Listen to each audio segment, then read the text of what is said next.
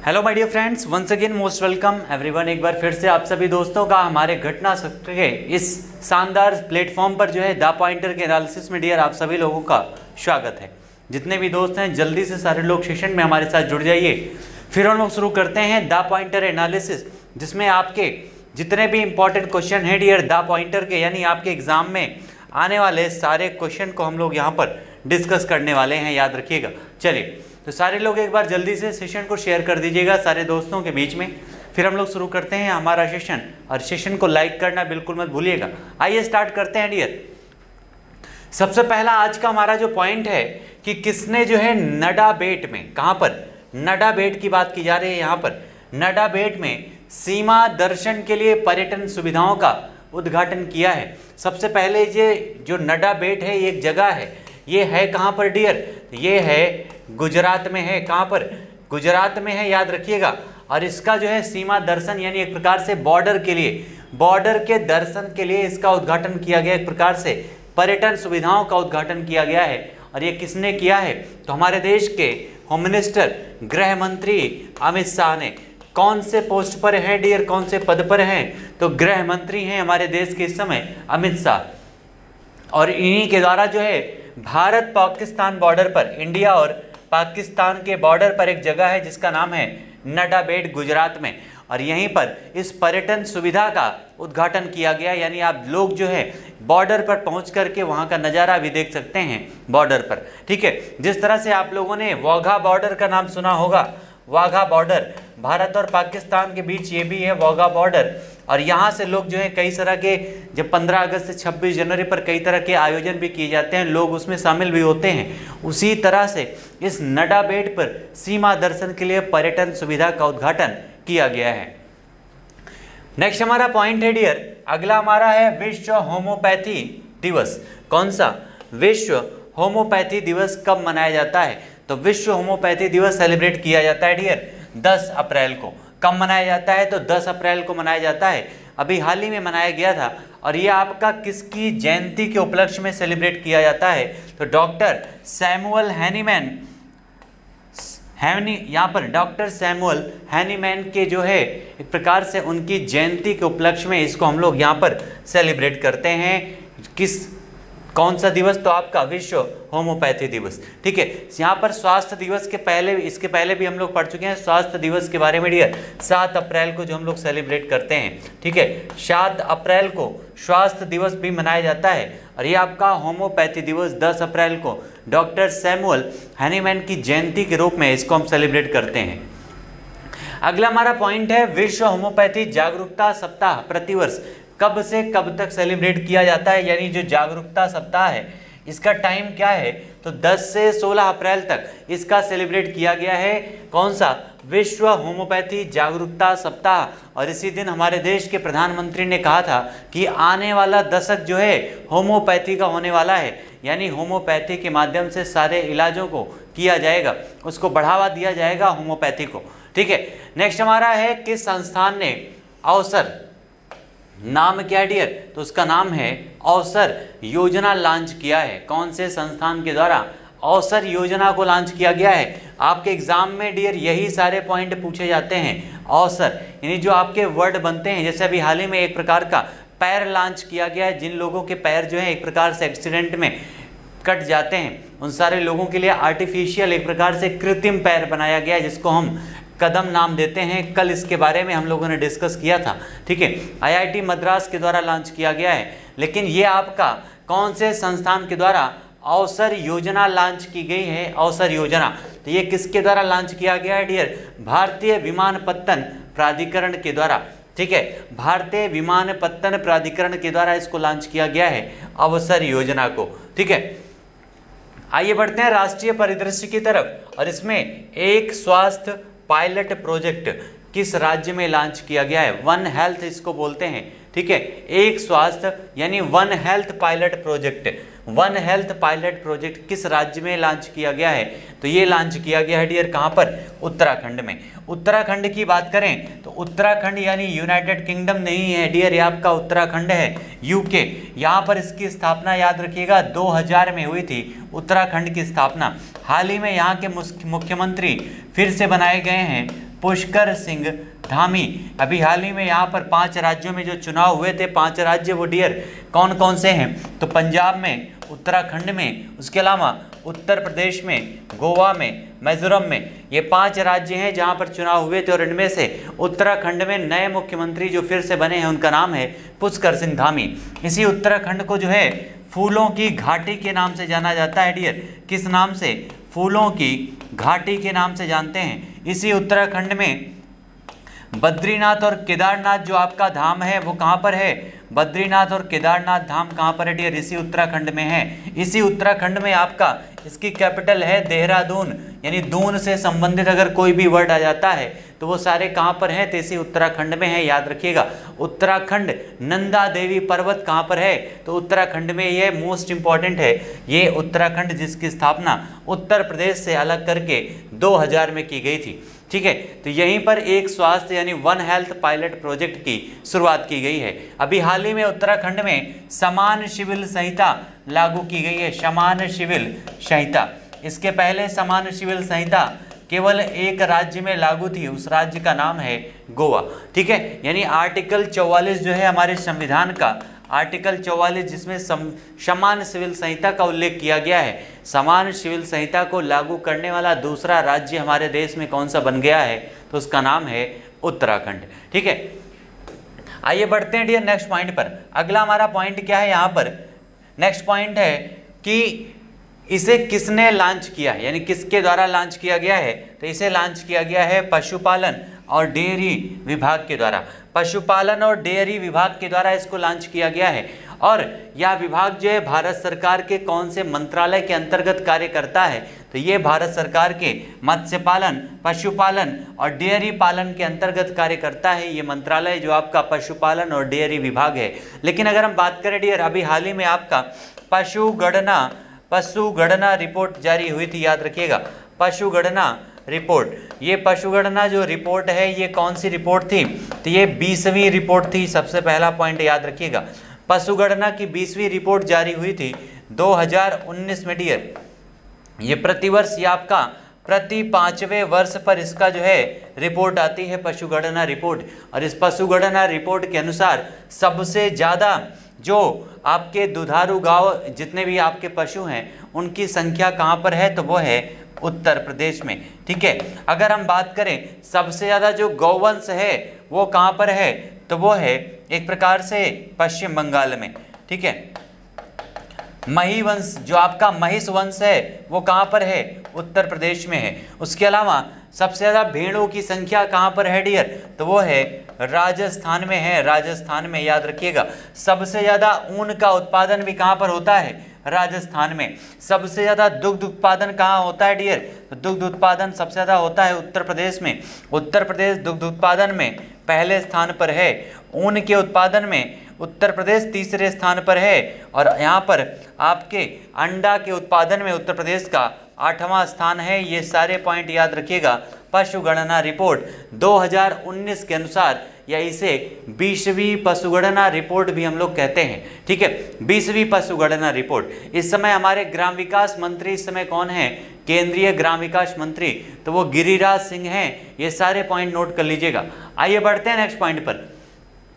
अगला हमारा है संसदीय राजभाषा समिति की 37वीं बैठक की अध्यक्षता किसने किया है? 37वीं जो संसदीय राजभाषा समिति है इसकी बैठक की अध्यक्षता किसके द्वारा की गई है? तो किसके द्वारा किया गया डियर? केंद्रीय गृह एवं सहकारिता मंत्री अमित शाह के द्वारा। ठीक है, केंद्रीय ये आपके गृह मंत्री और सहकारिता मंत्री हैं अमित शाह जी के द्वारा इसकी 37वीं बैठक की अध्यक्षता की गई है। कौन से? राजभाषा समिति की। राजभाषा समिति की अध्यक्षता की गई है। हमारे संविधान में आर्टिकल 343 से लेकर के 351 तक उल्लेख किया गया है हमारे भाषाओं के बारे में। हमारे संविधान में टोटल कितनी भाषाएं हैं डियर? कितनी भाषाओं का उल्लेख किया गया है?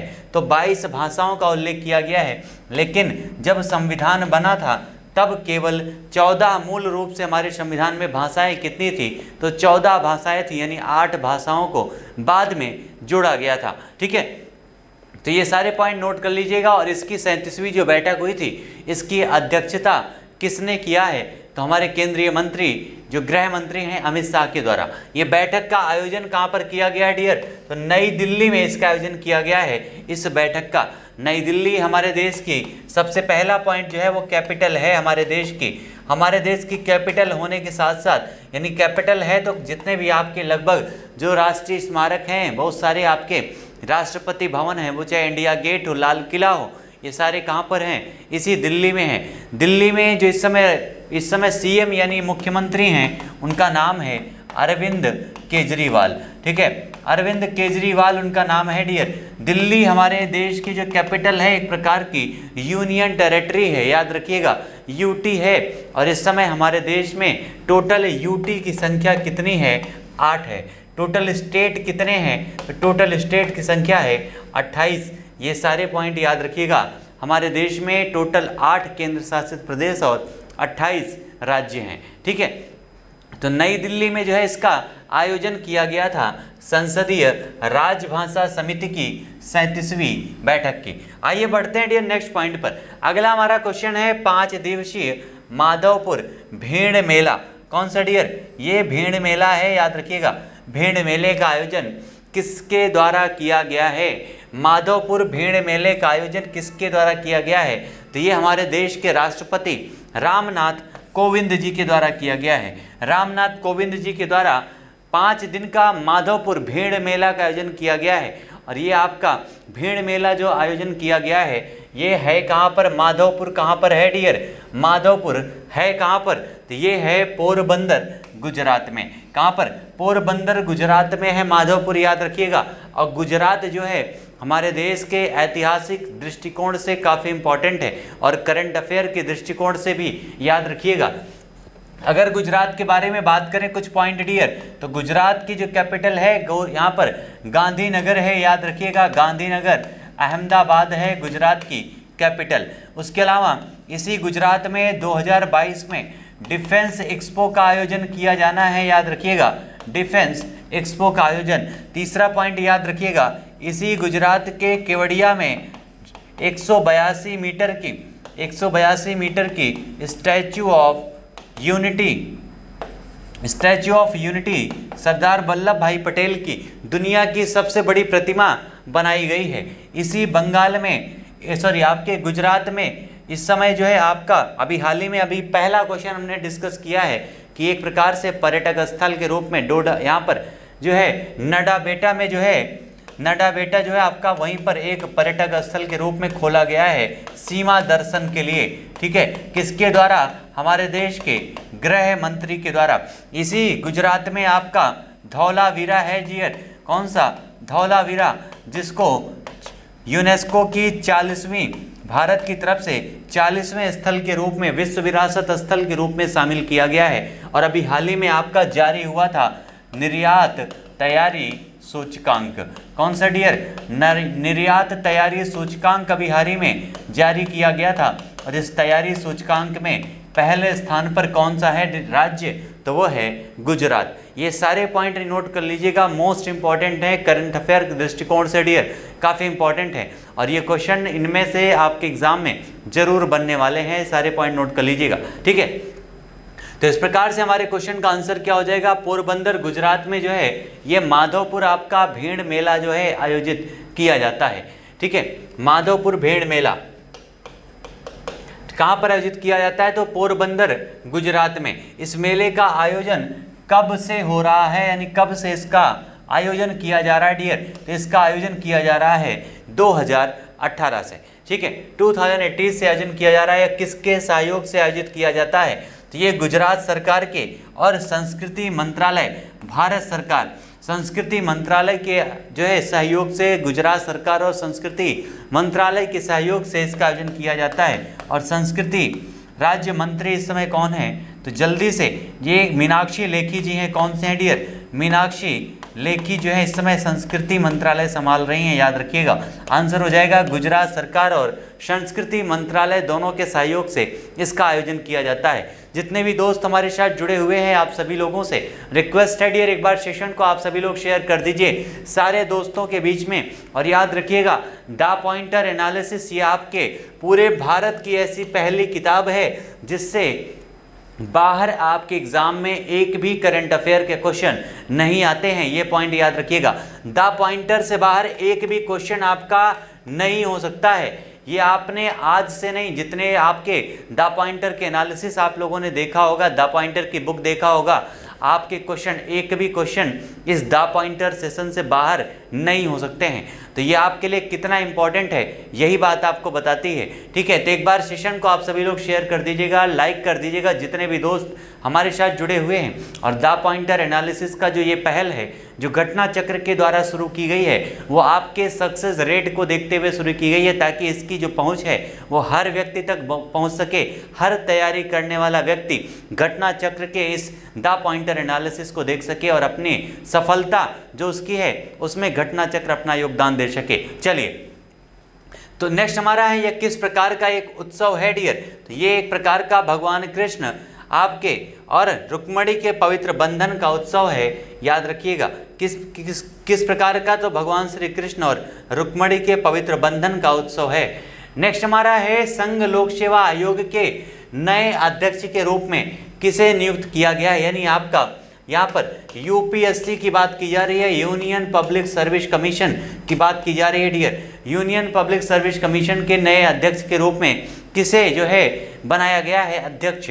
याद रखिएगा यूपीएससी जो है इसका उल्लेख हमारे संविधान के आर्टिकल 315 के तहत किया गया है। इन यूपीएससी या हमारे देश के जो जितने भी आपके सिविल सर्विसेज या आपके जो वैकेंसीज होती हैं इनकी जो है सृजन करने का अधिकार किसके पास है, तो याद रखिएगा राज्यसभा के पास है इनके सृजन का अधिकार। तो लोक सेवा आयोग के नए अध्यक्ष के रूप में किसे चुना गया है, डॉक्टर मनोज सोनी जी को चुना गया है यूपीएससी का नया अध्यक्ष। ये आपका मोस्ट इंपॉर्टेंट क्वेश्चन है डियर कि यूपीएससी का नया अध्यक्ष किसे चुना गया है, तो ये चुना गया है डॉक्टर मनोज सोनी को, ठीक है। ये क्वेश्चन अभी हमने डिस्कस कर लिया है। किस राज्य में माधवपुर भेड़ मेले का आयोजन किया गया है, तो गुजरात में।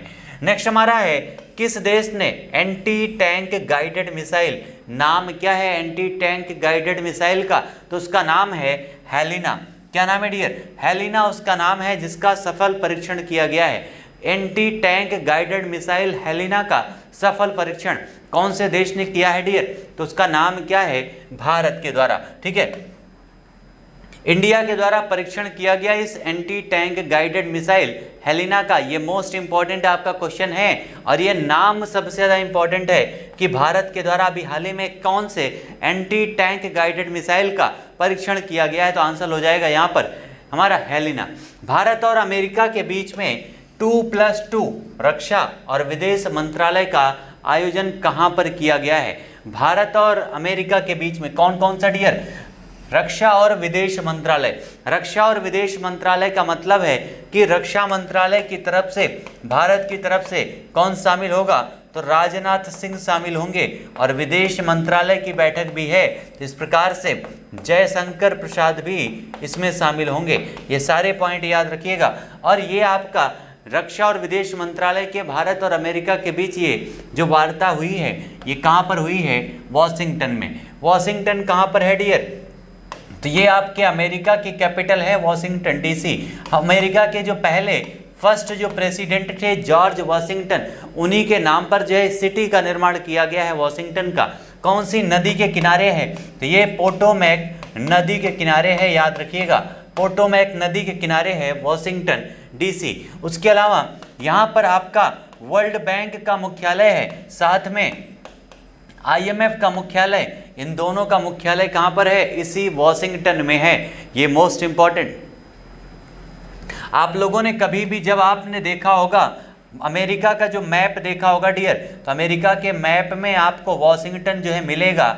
यहाँ पर इस क्षेत्र में आपको वॉशिंगटन मिलेगा, यहाँ पर आपको मिलेगा न्यूयॉर्क, ठीक है। तो ये सारे पॉइंट याद रखिएगा। वॉशिंगटन जो है वॉशिंगटन में आयोजन किया गया है भारत और अमेरिका के बीच रक्षा और विदेश मंत्रियों की बैठक। ठीक है, ये एक प्रकार का द्विपक्षीय जो युद्धाभ्यास जो आपका जो आयोजन किया जाता है, बैठक की जाती है इस समय भारत का, ये अमेरिका के साथ में, ऑस्ट्रेलिया के साथ में, जापान के साथ में, रशिया के साथ में इसका आयोजन किया जाता है। ये सारे पॉइंट याद रखिएगा, काफ़ी इंपॉर्टेंट है, क्योंकि इससे पहले जो है इन सारे देशों के साथ इसका आयोजन नहीं होता था। ठीक है, लेकिन आज के समय में भारत का ये 2+2 जो वार्ता है ये काफ़ी इंपॉर्टेंट हो गया है। और आज तो भारत का रुतबा पूरे विश्व में बढ़ चुका है, क्योंकि भारत के जो प्रधानमंत्री हैं उनके जो लोग कहते थे कि भारत के प्रधानमंत्री हमेशा हेलीकॉप्टर से बाहर घूमते रहते हैं, उसका नतीजा भारत को आज मिल रहा है।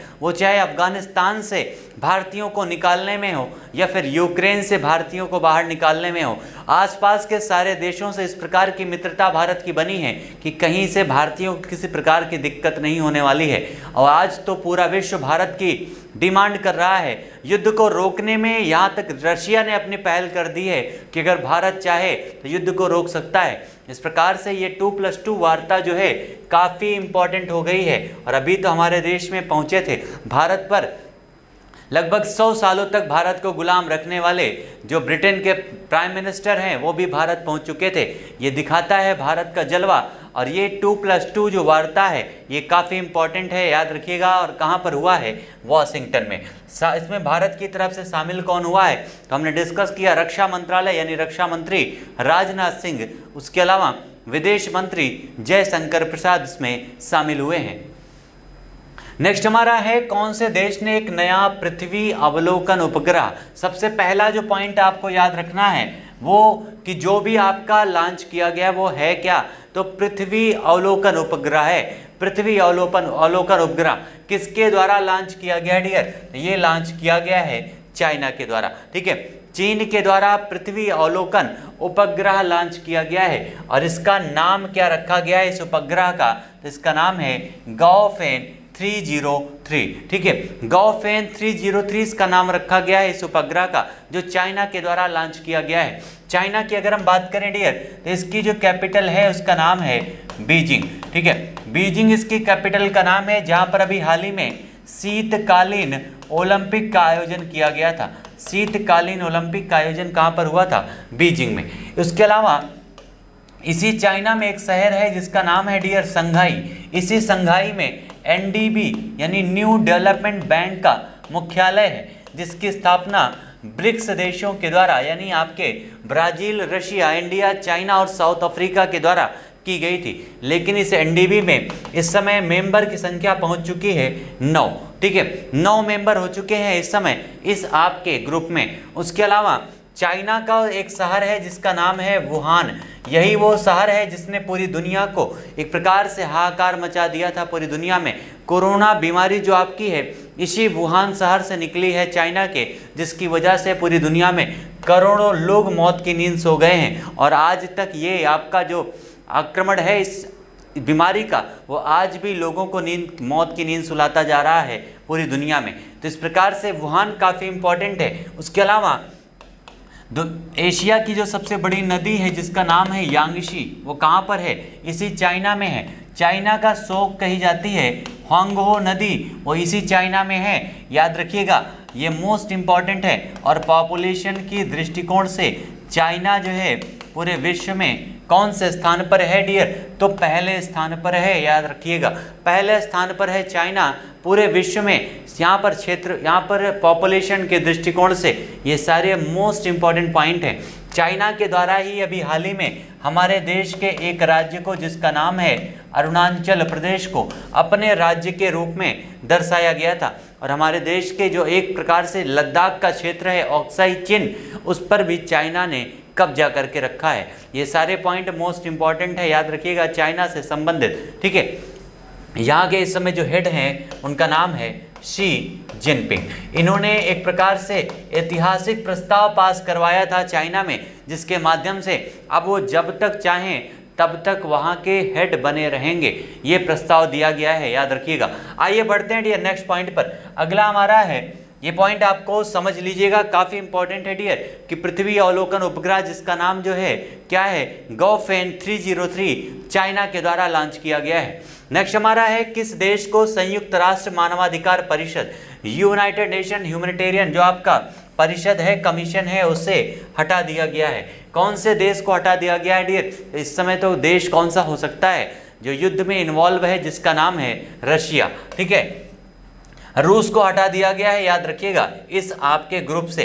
रशिया की बात करें तो यहाँ के हेड है इस समय व्लादिमीर पुतिन। ठीक है, व्लादिमीर पुतिन जो है, इनको कई सारे ग्रुप से इस देश को बाहर किया गया है, रशिया को डियर, जिसने अभी हाल ही में यूक्रेन के ऊपर आक्रमण करके रखा है। दुनिया का सबसे बड़ा क्षेत्रफल वाला जो देश है एरिया में, वो कौन सा है? रशिया है, ये पॉइंट याद रखिएगा। और रशिया की कैपिटल क्या है? मॉस्को है, जो मॉस्कोवा नदी के किनारे है, मॉस्कोवा नदी के किनारे है। और इसी मॉस्कोवा और भारत की ब्रह्मपुत्र नदी के नाम से ही एक आपका मिसाइल बनी है, जिसका नाम है ब्रह्मोस। ठीक है, तो ये सारे पॉइंट याद रखिएगा, रशिया से संबंधित काफ़ी इंपॉर्टेंट है।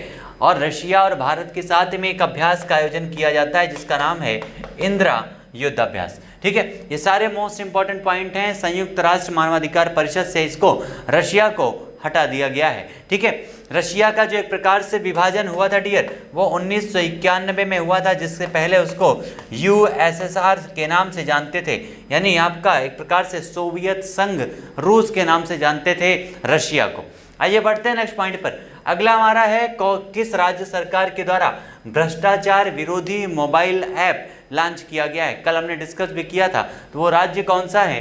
उत्तराखंड सरकार, यानी पुष्कर सिंह धामी के द्वारा इसको लॉन्च किया गया है, जिसका नाम क्या है? Corruption free Uttarakhand app 1064। ठीक है, corruption free Uttarakhand app 1064 launch किया गया है उत्तराखंड सरकार के द्वारा। नेक्स्ट हमारा है, किस प्रौद्योगिकी संस्थान के द्वारा भारत के पहले स्वदेशी रूप से विकसित पॉलीसेंट्रिक प्रोस्टेट घुटने को लॉन्च किया गया है? तो ये लॉन्च किया गया है आईआईटी मद्रास के द्वारा, जिसका नाम क्या है? जिसका नाम है कदम। ठीक है, कदम नाम है डियर, याद रखिएगा इसका। और अगला हमारा है, the Maverick effect, the inside story of India's IT revolution नामक पुस्तक के लेखक कौन है? ये काफ़ी इंपॉर्टेंट है आपका। The Maverick effect, the inside story of India's IT revolution, एक प्रकार से ये जो पुस्तक है हमारे देश में इंफॉर्मेशन टेक्नोलॉजी के बढ़ते हुए स्वरूप को देखते हुए लिखी गई है, क्योंकि इस समय भारत एक प्रकार से आईटी का हब बन चुका है और भारत की आईटी की कैपिटल है आपकी बेंगलुरु, याद रखिएगा। आईटी के हब के रूप में काम करती है बेंगलुरु। बेंगलुरु का भारत का आईटी का बगीचा भी कहा जाता है, इंफॉर्मेशन टेक्नोलॉजी का।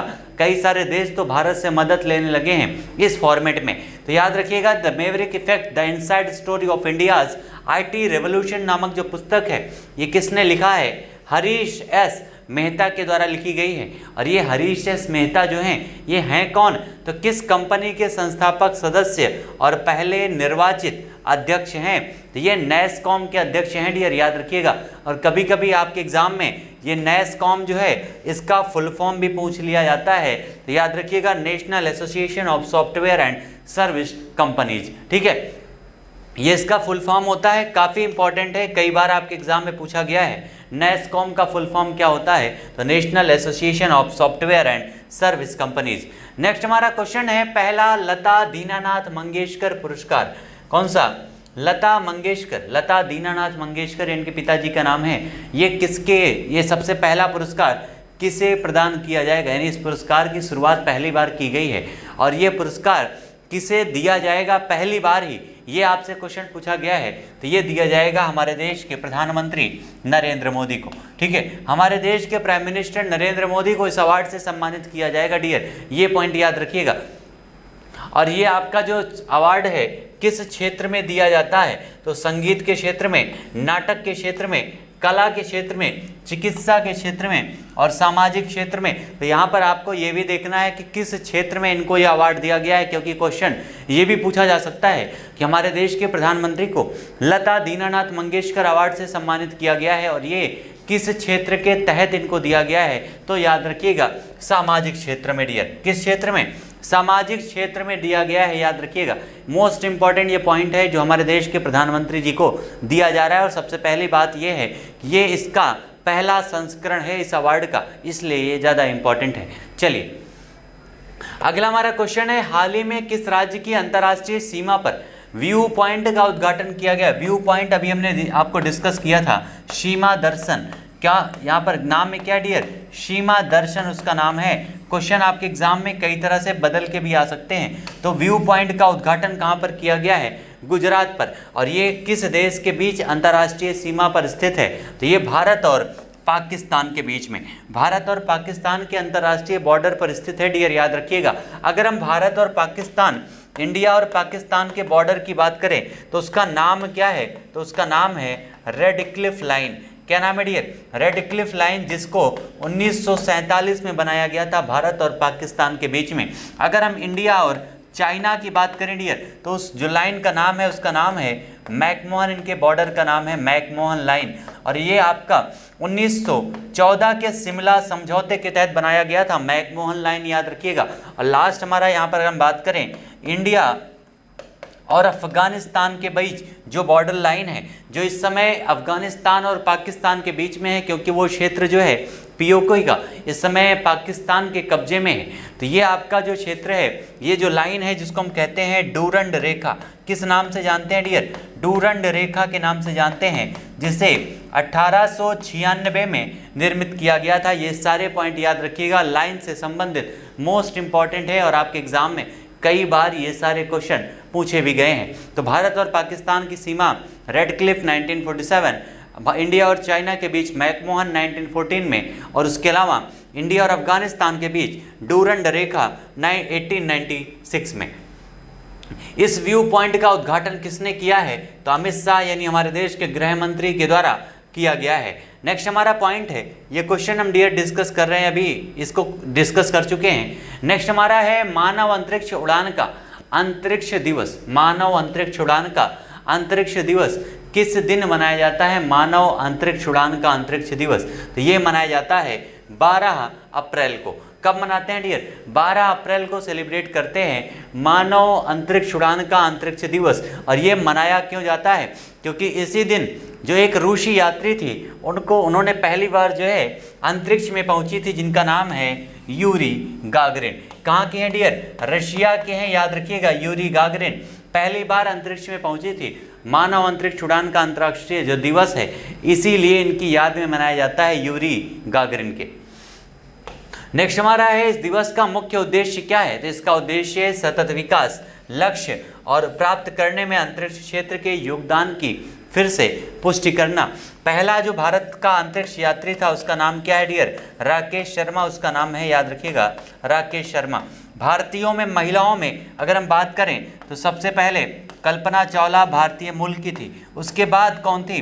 तो उसके अलावा यहाँ पर सुनीता विलियमसन, नाम क्या था? सुनीता। तो ये आपकी दो महिलाएं हैं जो भारतीय अंतरिक्ष में भी इन्होंने अपना परचम लहराया है, लेकिन सबसे पहले व्यक्ति थे राकेश शर्मा। अगर अंतरिक्ष क्षेत्र में भारत की पहल की बात करें तो भारत के द्वारा 2008 में डियर एक प्रकार से चंद्रयान भेजा गया था, चंद्रयान फर्स्ट। उसके अलावा भारत के द्वारा डियर 2013 में भेजा गया था मंगलयान। कौन सा? मंगलयान भारत के द्वारा भेजा गया था। उसके अलावा 2019 में भारत के द्वारा भेजा गया था कौन सा डियर? चंद्रयान सेकंड, चंद्रयान द्वितीय। और अभी हाल ही में आपका 2023 में फिर से एक भेजा जाएगा जिसका नाम है गगनयान।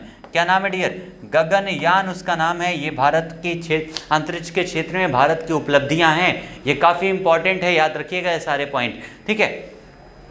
नेक्स्ट हमारा है, हाल ही में भारत और किस देश के बीच 8 सालों के बाद पहली बार फिर से रेल सेवा का संचार शुरू हो रहा है? 8 साल के बाद रेल सेवा बहाल की जा रही है। कौन से देश के बीच में? तो भारत और नेपाल के बीच में। अभी हाल ही में भारत और नेपाल के जो प्राइम मिनिस्टर थे वो भारत आए थे और भारत और नेपाल के बीच में कई सारे समझौते किए गए हैं। ये आपकी रेल लाइन जो है फिर से बहाल की जाएगी, जो लगभग 39 किलोमीटर की है। ये पॉइंट याद रखिएगा, जिसमें 9 किलोमीटर बिहार में और शेष जो है कहाँ पर है? शेष नेपाल में है, ठीक है। यहाँ पर इस समय नेपाल के वर्तमान में राष्ट्रपति कौन है? तो वर्तमान में नेपाल की जो राष्ट्रपति हैं वो हैं विद्या देवी भंडारी, ठीक है। विद्या देवी भंडारी हैं यहाँ के राष्ट्रपति। अगला हमारा क्वेश्चन है डियर, हाल ही में किस देश के विकेटकीपर बल्लेबाज नाम क्या है? Peter Neville. ठीक है, पीटर नेविल क्रिकेट के सभी प्रारूपों से संन्यास की घोषणा की है। कौन से खिलाड़ी ने जो है, पीटर नेविल ने जो एक प्रकार से क्रिकेट के सभी फॉर्मेट से संन्यास की घोषणा की है, तो वो कहाँ के हैं? ऑस्ट्रेलिया के खिलाड़ी हैं। अभी याद रखिएगा, ऑस्ट्रेलिया ने इस बार का T20 वर्ल्ड कप जीता था, यहाँ पर मेन कप। अभी हाल ही में आपका न्यूजीलैंड में आयोजित महिला विश्व कप था, उसको भी किसने जीता है? तो ये आपका महिला विश्व कप भी ऑस्ट्रेलिया ने जीता है, इंग्लैंड को पराजित करके। इस प्रकार से ऑस्ट्रेलिया एक प्रकार का खुद का महाद्वीप भी है और दुनिया का सबसे छोटा महाद्वीप है ऑस्ट्रेलिया। ये सारे पॉइंट याद रखिएगा ऑस्ट्रेलिया से संबंधित। ठीक है, सबसे ज़्यादा उत्सृत कुएं के साक्ष्य कहाँ पर मिलते हैं? तो ऑस्ट्रेलिया में पाए जाते हैं। और कंगारू भी कहाँ पर मिलते हैं डियर? तो इसी ऑस्ट्रेलिया में कंगारू भी मिलते हैं। इस प्रकार से हमारा आंसर क्या हो जाएगा? यहाँ पर ऑस्ट्रेलिया इस क्वेश्चन का करेक्ट आंसर हो जाएगा। नेक्स्ट हमारा है इंडियन प्रीमियर लीग यानी IPL की बात की जा रही है। IPL के इतिहास में रिटायर्ड आउट होने वाले पहले खिलाड़ी कौन बने हैं? IPL के इतिहास में पहली बार कोई रिटायर्ड आउट हुआ है और वो पहले खिलाड़ी कौन बन चुके हैं? तो उनका नाम है रविचंद्रन अश्विनी डियर। क्या नाम है? रविचंद्रन अश्विनी। एक स्पिनर हैं, एक बॉलर हैं, रविचंद्रन अश्विनी। और ये पहले खिलाड़ी बन गए हैं जिन्होंने रिटायर्ड आउट हुए हैं। ये पहले खिलाड़ी बने हैं IPL के, यानी इंडियन प्रीमियर लीग के। इंडियन प्रीमियर लीग की बात करें तो ये जो है आपका शुरुआत कब किया गया था डियर? 2008 में इसकी शुरुआत की गई थी और इस समय इसका 15वां संस्करण चल रहा है। कौन सा? 15वां संस्करण IPL का चल रहा है।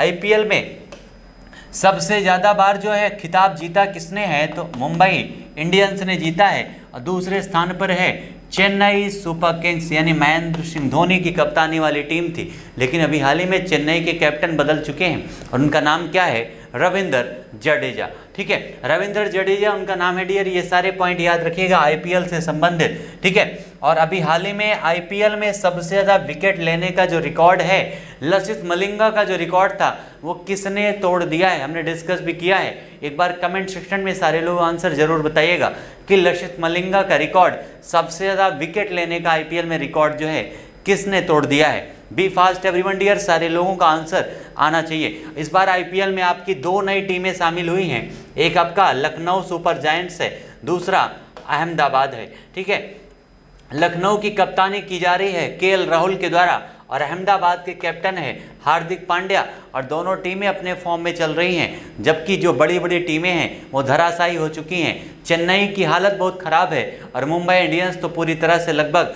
बाहर हो चुकी है IPL से। ठीक है, बेंगलुरु के बारे में तो आप जानते ही हैं कि वो कभी फाइनल आज तक जीती नहीं है बेंगलुरु, और इस बार भी उसका हालत बहुत खस्ता है। आइए बढ़ते हैं नेक्स्ट पॉइंट पर। इसका आयोजन कहाँ पर हो रहा है IPL का? तो इस बार भारत में हो रहा है और ये क्वेश्चन इसलिए इंपॉर्टेंट है क्योंकि लास्ट 2 सालों से IPL का आयोजन जो है वो भारत में ना होकर के UAE में हुआ था, क्योंकि कोरोना की वजह से भारत सेफ जगह नहीं थी, जिसकी वजह से उसका आयोजन UAE में किया गया था। ठीक है, नेक्स्ट हमारा क्वेश्चन है डियर, हाल ही में भारत का अगला विदेश सचिव किसे बनाया गया है?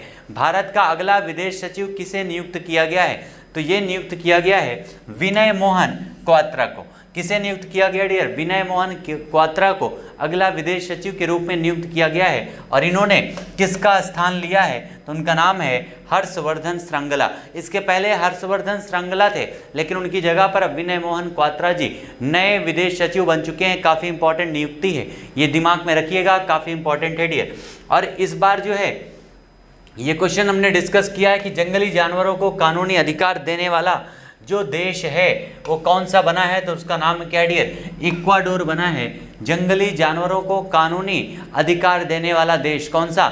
इक्वाडोर। ये कहाँ पर है? एक प्रकार से साउथ अमेरिका में है, दक्षिणी अमेरिका में है। दक्षिणी अमेरिका को पक्षियों का द्वीप भी कहा जाता है, याद रखिएगा, पक्षियों का द्वीप भी कहा जाता है दक्षिणी अमेरिका को। ठीक है, ये मोस्ट इंपॉर्टेंट पॉइंट है, पर पक्षियों का द्वीप कहा जाता है दक्षिण, यहाँ पे आपके दक्षिण अमेरिका को।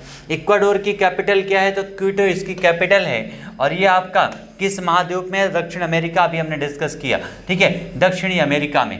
अगर हम महाद्वीपों की बात करें डियर, तो टोटल आपके सबसे बड़े जो महाद्वीप हैं वो कौन सा है? एशिया महाद्वीप है। उसके बाद फिर अफ्रीका महाद्वीप है। उसके बाद आता है उत्तरी अमेरिका यानी नॉर्थ अमेरिका महाद्वीप, फिर साउथ अमेरिका।